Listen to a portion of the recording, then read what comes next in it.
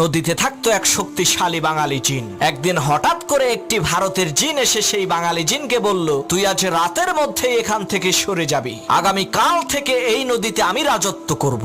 ভারতের জিনের এই ধমকি শুনে বাঙালি জিনটি একটি জেলের কাছে গিয়ে বলল, ভাই তুমি যে এই নদীতে মাছ ধরো, আজ পর্যন্ত আমি কি তোমাকে কোনো কষ্ট দিয়েছি? জেলে বলল, না তা তো দেন নাই। তখন সেই বাঙালি জিন বলল, তাহলে আজ রাতে তুমি আমাকে একটু সাহায্য করবা, আমি ভারতের এক জিনের সাথে লড়াই করব। তখন আমি তোমাকে ডাক দিয়ে বলবো, বড় ভাই আপনি আসেন। তুমি তখন বলবা, ওরে ধর আমি আসতেছি। জেলে বলল, ঠিক আছে। কথা অনুযায়ী রাতের বেলা বাঙালি জিন আর ভারতের জিনের মধ্যে তুমুল লড়াই শুরু হয়ে গেল। এমন সময় বাঙালি জিন বলল, বড় ভাই আপনি আসেন। তখন জেলে বলল, ওরে শক্ত করে চেপে ধর আমি আসতেছি। এই কথা শুনে ভারতের জিন বলল, সর্বনাশ, ছোট ভাইয়ের সাথে লড়াই করতেই আমার জান বের হয়ে যাচ্ছে, আর বড় ভাই আসলে তো আমার কেল্লা ফতে হয়ে যাবে। ওরে বাপুরে, আমি গেলাম।